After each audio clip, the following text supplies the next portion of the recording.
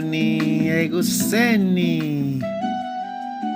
Lalele Music Gavins FM Channel 33 Nobombele umkenenezo umphefumulo la sithi khona izwi laba ngumuntu. But how are you this morning? Kumhla ka-21 January 2026. Unyaka omusha wesikhathi esisha. uNkulunkulu akade asidesignela sona lesikhathi njengabantu.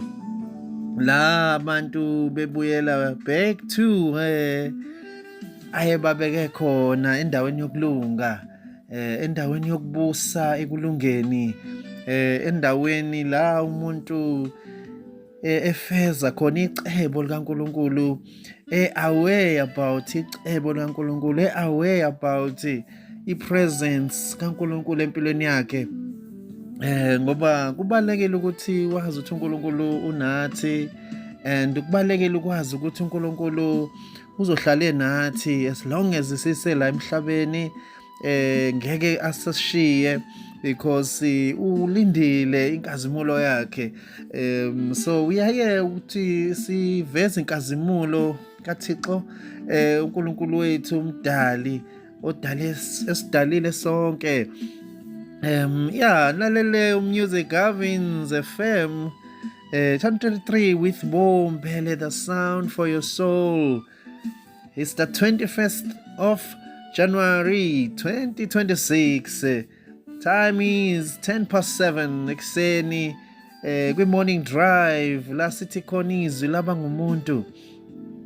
But niyaphila nonke.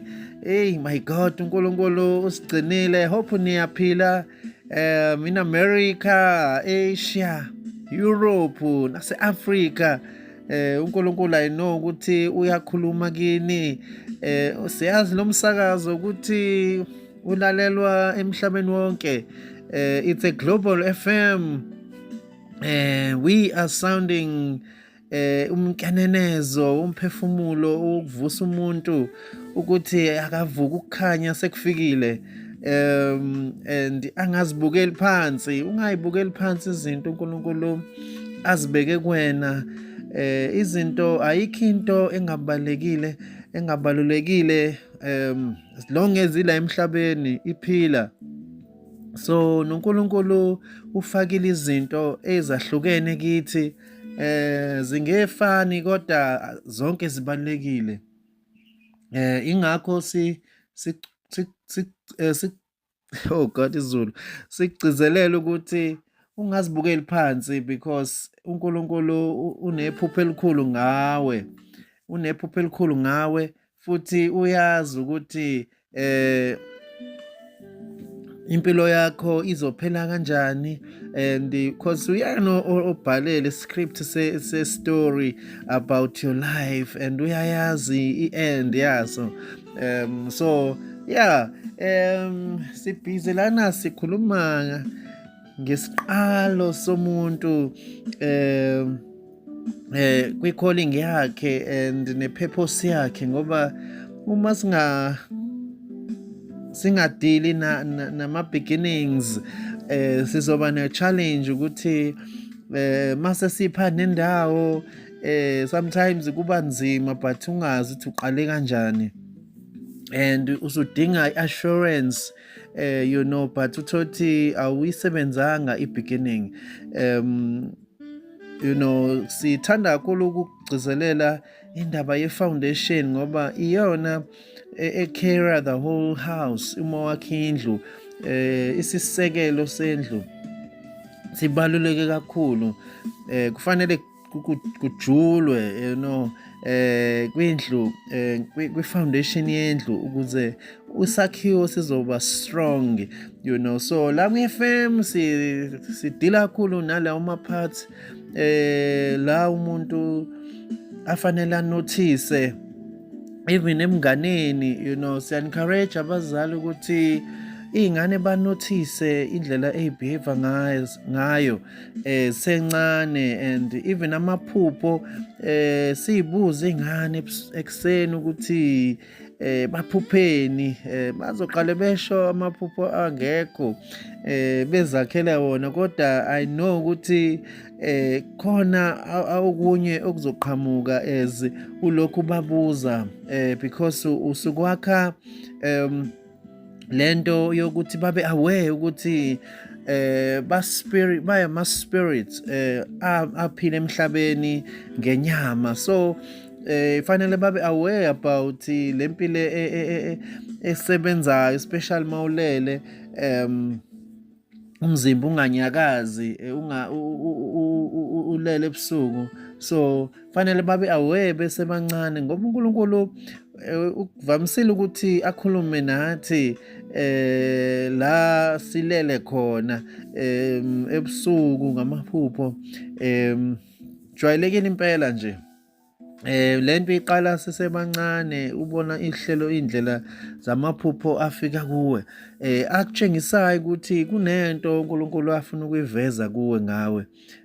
So it's very important to learn that, because iyasiza as isisekelo se-calling yethu. It's very important to understand that ukuthi kunezinto uNkulunkulu asenza sibe aware ngazo before even nje singene kwi-calling. Naturally umuntu uyamona ukuthi lo muntu khona into anayo esemncane, so kubalekile ukuthi si-observe lezo zinto ngoba zizosisiza. Looking at istory saJoseph, njoba sade sesichaza nje and sesisiqedile, but nje besibuka sona ukuthi esemncane wayephupha eno 17 years, engicabanga ukuthi futhi kwangaqali, you know, and he had a lot of dreams, and esherela abafowabo, and ayebadina lamaphupho akhe, but ekugcineni sifundile ukuthi lafezeka iphupho, you know, exactly njengoba iphuphile, and he saved a lot of people, many people from ihanga ngenxa yaleli phupho. So sengisho ukuthi lokhu kufake kuwe kuyinto uNkulunkulu ayibeke kuwena, ezosindisa izizukulwane zakho, nabantu nje abaningi abasinda ngenxa yokuthi uthathe istep and ulandele lokhu uNkulunkulu akubizele kona. Lalela Music Gavins FM, channel 33, noBompele, umkenenezo womphefumulo.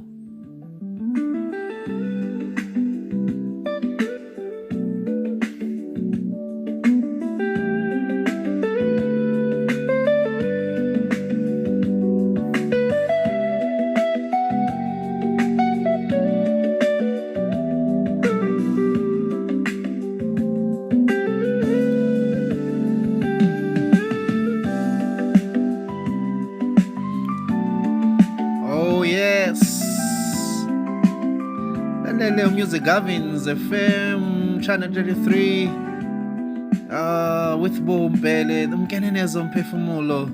Lasithi khona izwi laba ngumuntu, liqala libe imbewu edelelekile, and bese liyakhula, ulibone lithatha istructure, eso lithatha isimo somuntu. Ilokho esikushoyo ukuthi ngesikhathi uba yilo izwi, izinto zenzayo ziyaqala zithatha i-image yakho, and then uyaqala now kuba ne-influence around you, ube ne-influence ey'ndaweni la ukhona, because of ukuthi uhamba phekwezwi elalifake kuwe ungakazalwa, uNkulunkulu okuyena usidalile. So it's very important ukuthi izwi laNkulunkulu sililalele. Ngaphinde ngasho ngathi izwi laNkulunkulu liyakhuluma, kufike ube khona izwi bese kuba nezwi kulo okuyilo lisidirectayo, lisitshela ukuthi where to go and what to do. Yeah, so ngithe namhlanje ke kwi-morning drive sizokhuluma now iphelile isession kaJoseph and nephupho, because I'm gonna touch on these people laba who did great work, but beqale nje ngenye indlela impilo zabo. So we are looking at uMoses. I think sike sakhuluma ngoMoses kwawukuthi asingaqhubeki kakhulu.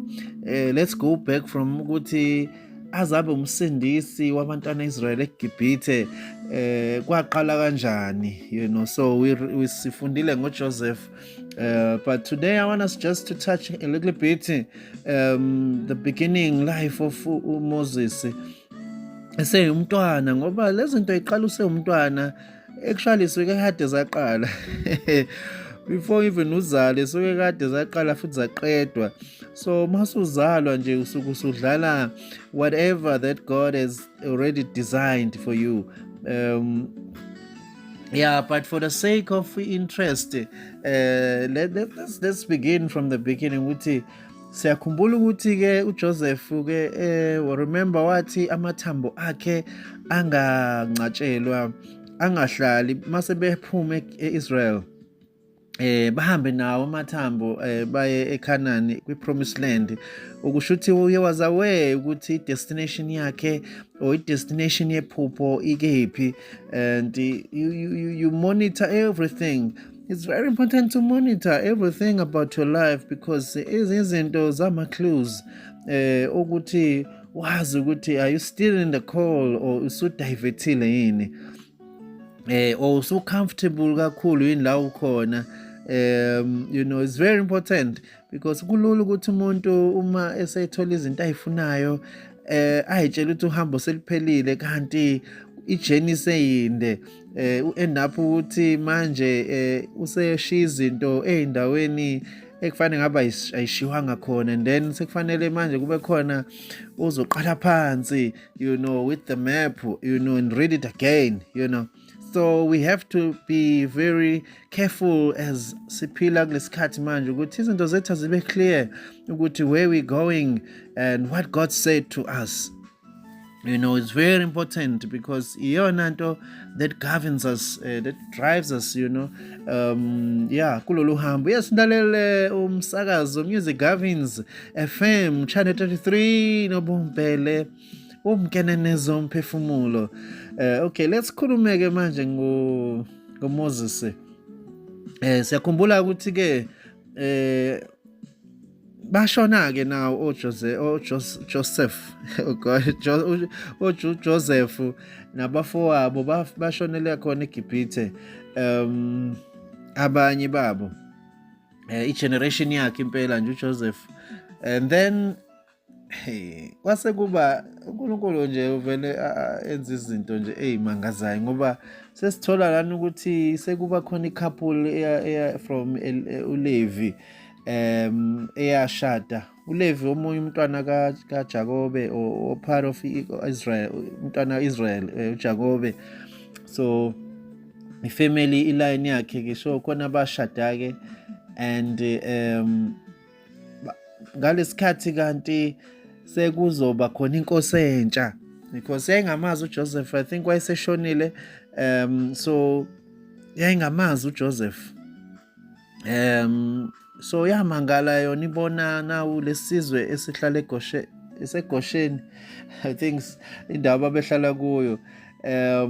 Yamangala ukuthi lesizwe sasesikhula ngaka futhi sinamandla, ngoba isizwe sesithembiso. Into esifanele siyazi leyo ukuthi umuntu ophathiswa izinto uyabonakala, ipower nayo ne-wisdom engakenzi lutho nje. I-universe can recognize that, and then it announced that person, to every humankind, ukuthi there is this person who's born now. So le nkosi shuthi-ke mawufunda Exodus chapter 1 from verse 8 uthi kwavela inkosi entsha eGibhithe eyayingamazi uJosefa. Shuthi eyayingalazi icebo likaNkulunkulu nguJosefa. Shuthi yathi kubantu bayo, Bhekani babantwana baka-Israyeli baningi futhi banamandla kunathi. Masizihlanganiphele maqondana nabo funa bande kuze kuthi lapho kuphuma impi bahlangane nezitha zethu balwe nathi bamuke ezweni. One, you remember ukuthi babe aware futhi ukuthi manje labantu ngendlela abanamandla ngayo and i-impact abayenzayo, and they didn't want ukuthi bahambe endaweni yaseGibhithe. So and lenkosi yaqhamuka nesu ukuthi labantu asibagqilaze. Kwase kuthiwa verse 11 kwase kubekwa phezu kwabo izinduna zokubasebenzisa ezabahlupha ngemithwalo yazo. Bamakhela uFaro imizi yokubekelela iPhithomi neRamesesi, kepha ngokubahlupha kwazo kwaba yikhona banda basabalala. Kwaba yikhona okay, so ukusho ukuthi ngesikhathi bebahlupha bavele emanda kakhulu.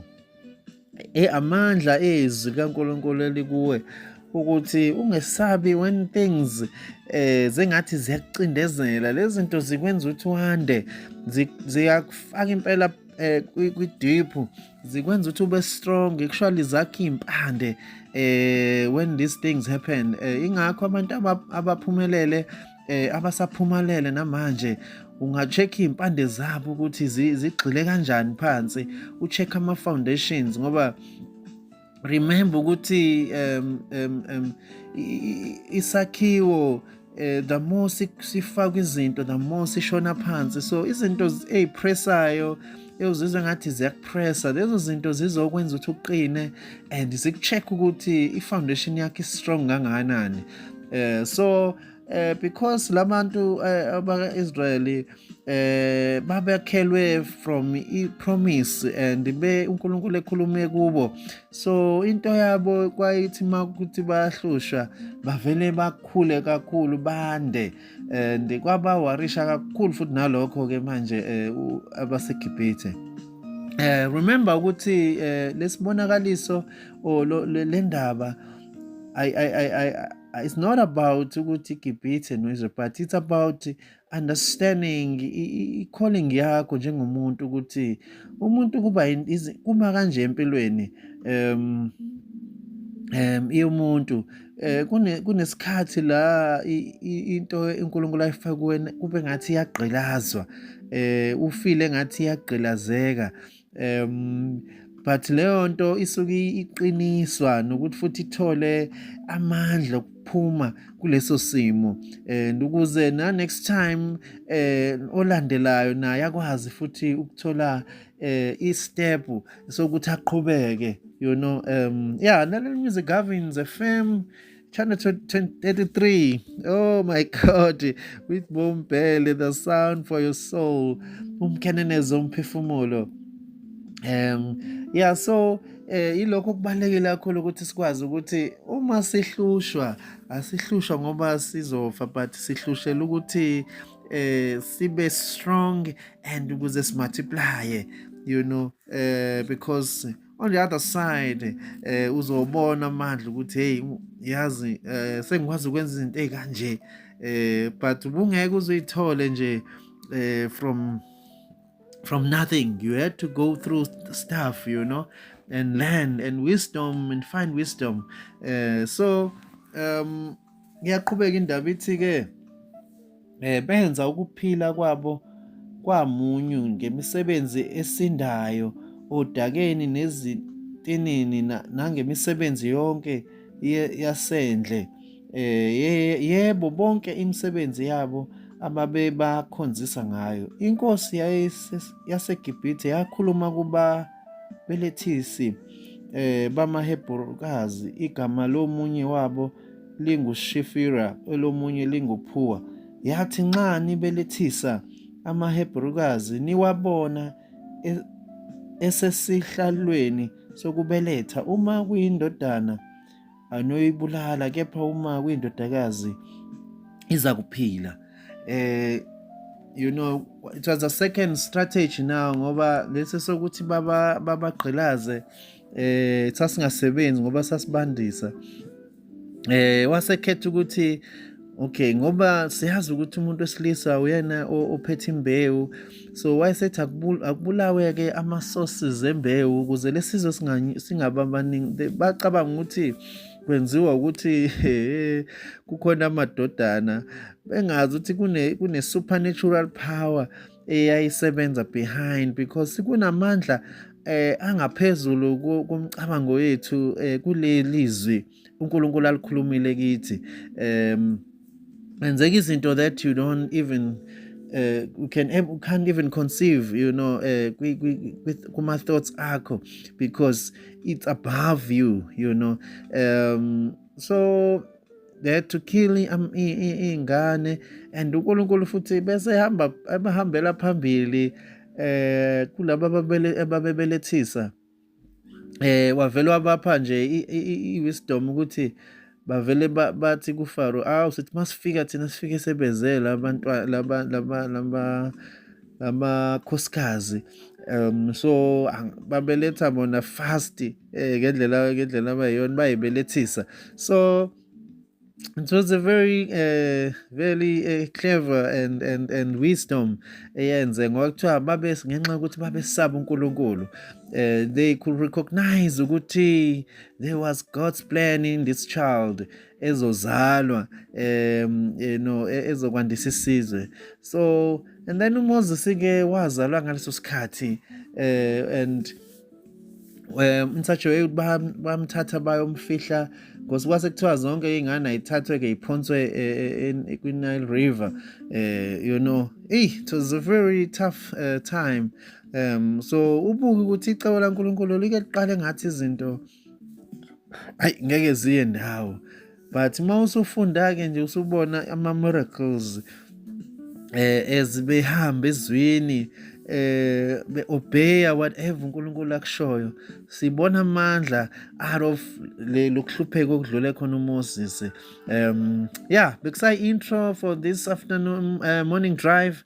Sizoqhubeka nayo-ke manje from this in the afternoon drive, indaba kaMoses, the savior of Israel, ukuthi iqale kanjani and i-recognizeke kanjani i-calling yakhe, ngoba iyona yokuqala le ukuthi wazalwa ngesikhathi sekubusa inkosi eyayingamazi uJosepha, and intention yayo kwawukuthi ibulala amadodana, but uMoses wasinda ngenxa yezwi. Kufanele siqhubeke phela isiprofetho ngoba uNkulunkulu is still have a long way to go kulo mhlaba. Ngathi njengoba ingane izalwa nje zikufika, kusho ukuthi nje i-agenda kaNkulunkulu is still on kwi-humankind. Yeah, so lalela Music Gardens FM Channel 3 with Bombele, umkenenezo umphefumulo. Thank you for tuning in. uNkulunkulu anibusise nje aqhubeke nitshela abanye ukuthi abalalele lo msakazo, impilo zabo ngeke iphinde ifane ngenxa yamandla uNkulunkulu awareleasayo ngalo msakazo. Siyabonga kakhulu. God bless you. Ngizonibona kwi-afternoon drive. Thank you.